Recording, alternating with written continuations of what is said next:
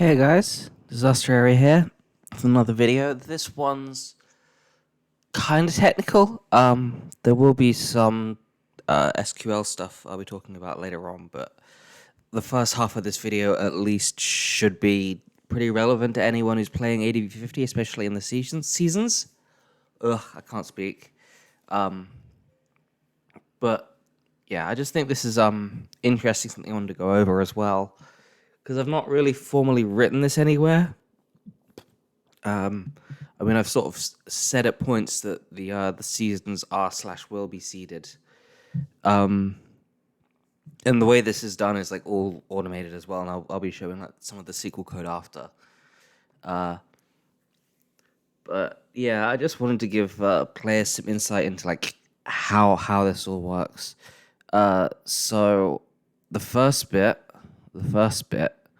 is this. So basically, the first part of how generating a tournament works is seeding all the players, and there's a bunch of different layers to this, sort of based on like sort of fairness, ensuring that everybody gets to play, and people who squander those opportunities are deprioritized.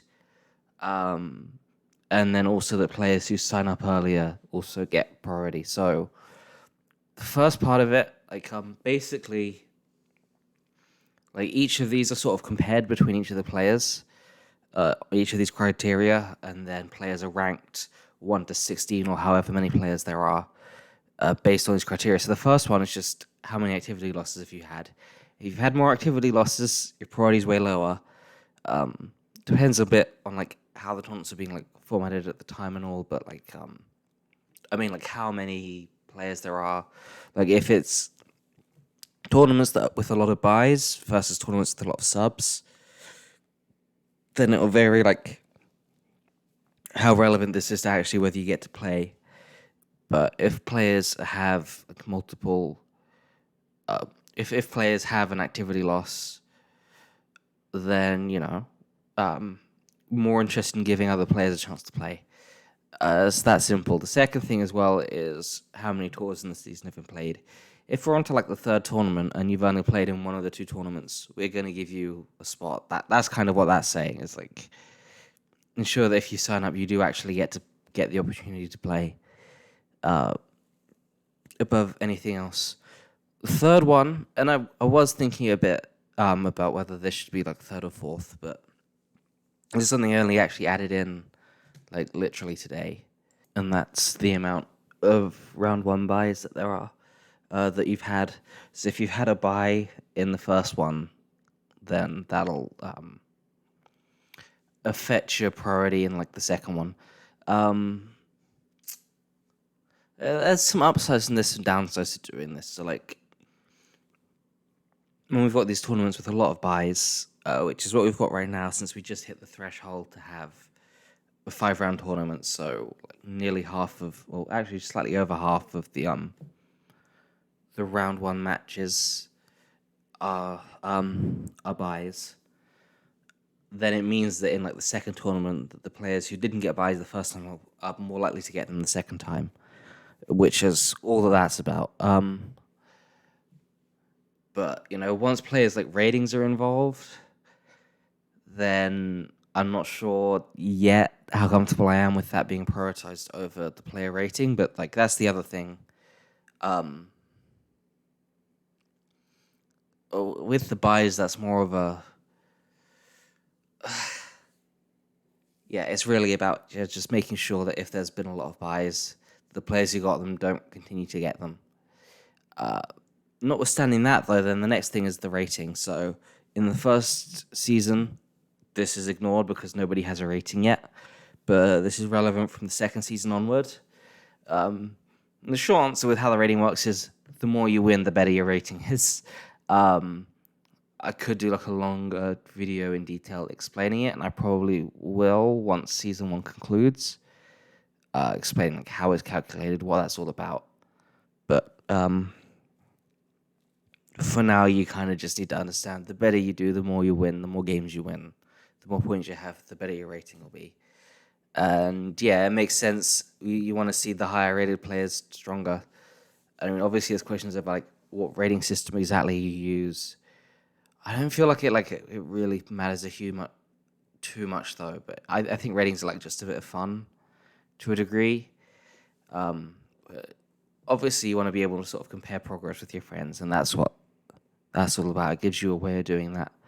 And then yeah, sign up order. When all else fails and everything else is equal, who signed up first? I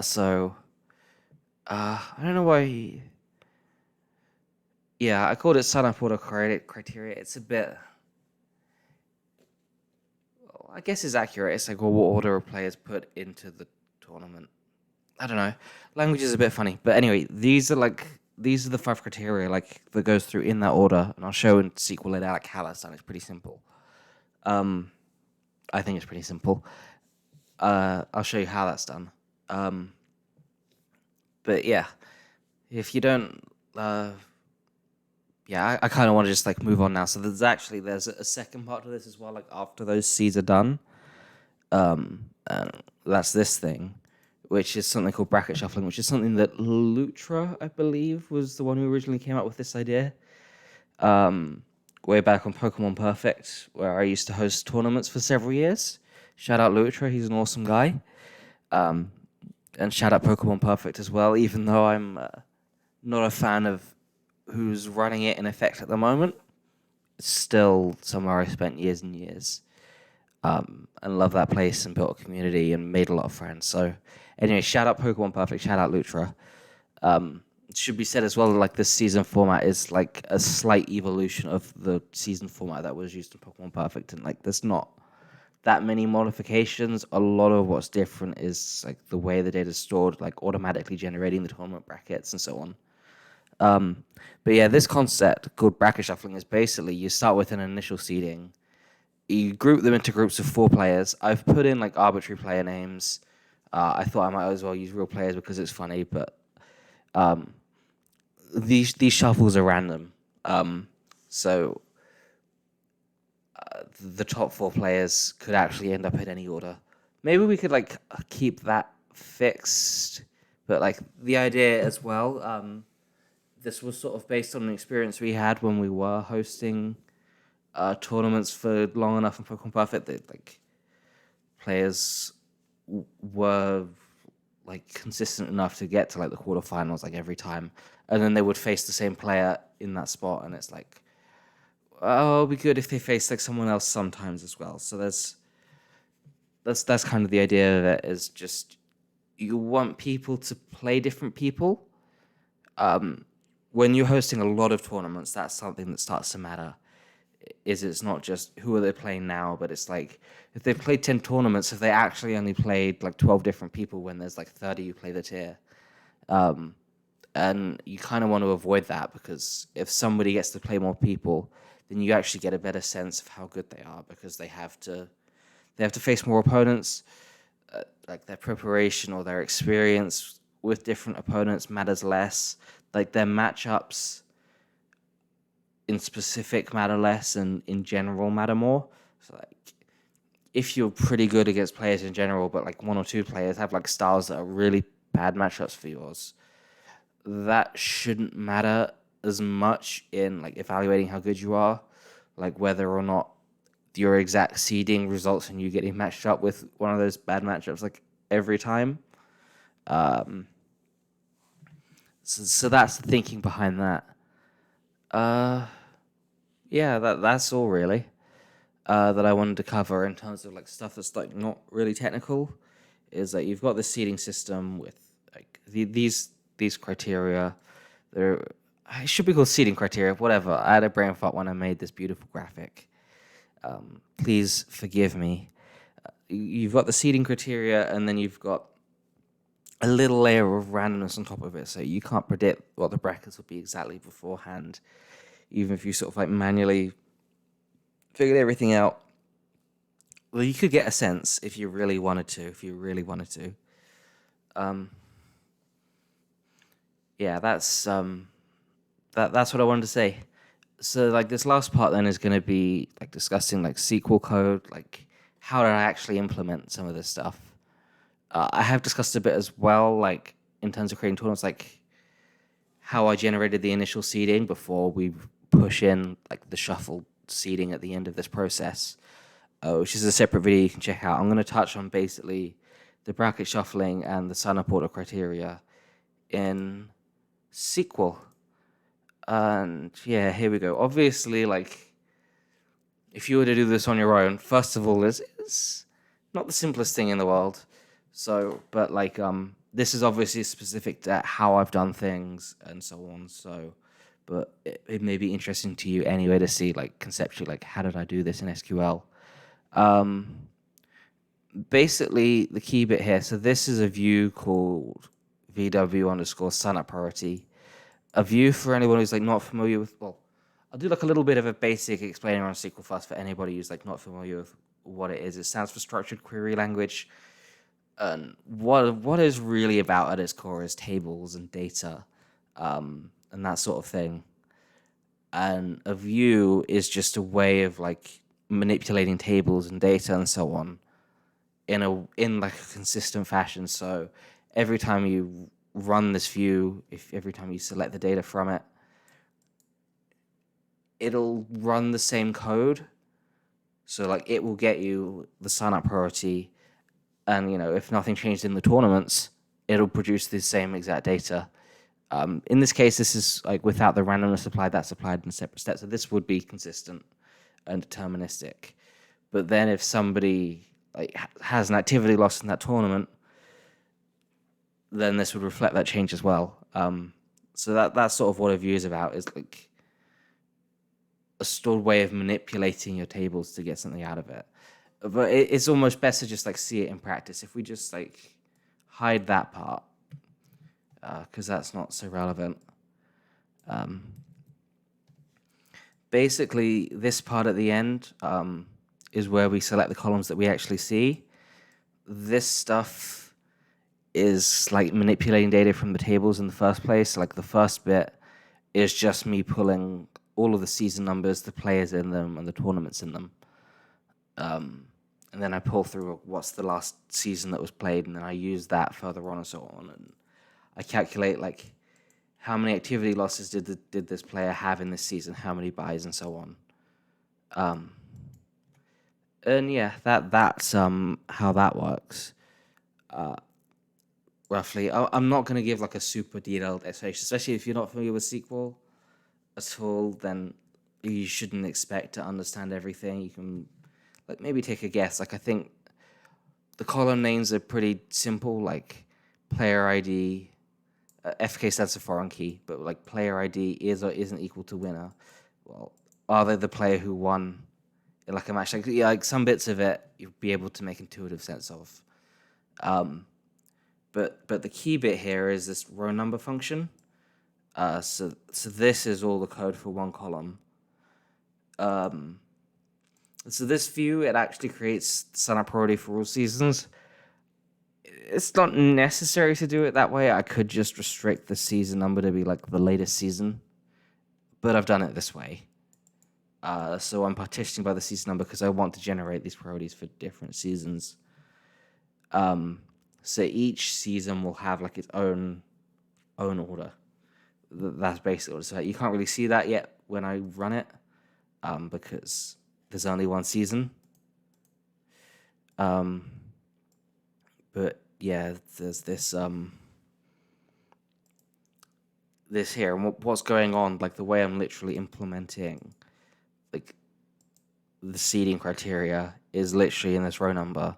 You can see I've got order by the activity losses, and it's like ascending. So if you've got 0, then your row number will be lower and you'll be a higher seed. And then tours played, wrong button.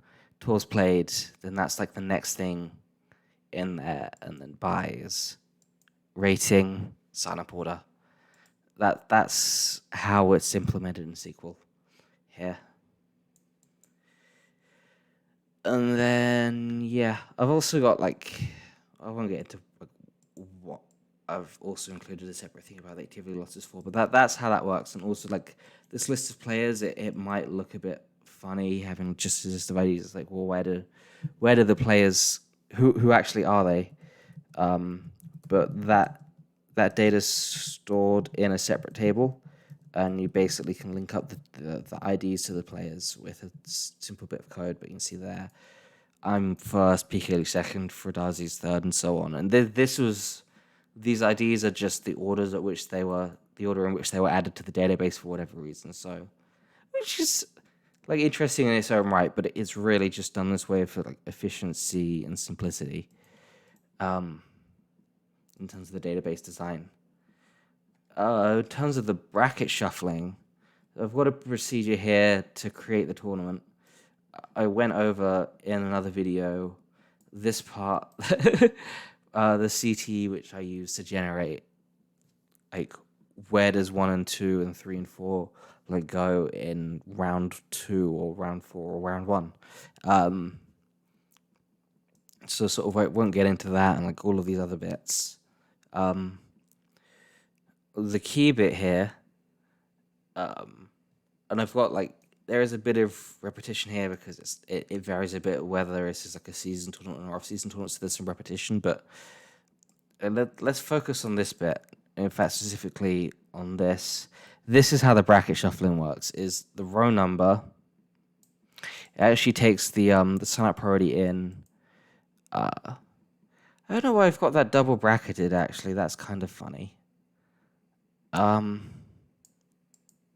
think I might mean to have like, oh, that is actually a mistake. That should be a bracket there.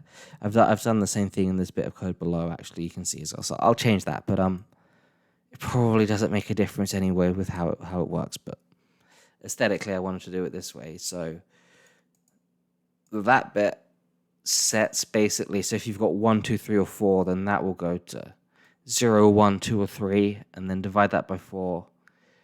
In SQL, because this is an integer, those will all go to 0, and then once this is 5 minus 1 to 4, divided by 4, that will go to 1.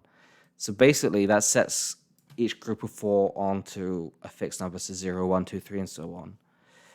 And this fancy little bit is basically the neatest way of just adding a random number. The checksum of the new ID will just create an integer between like minus and plus the integer limit, which is this, and then I take the absolute value of it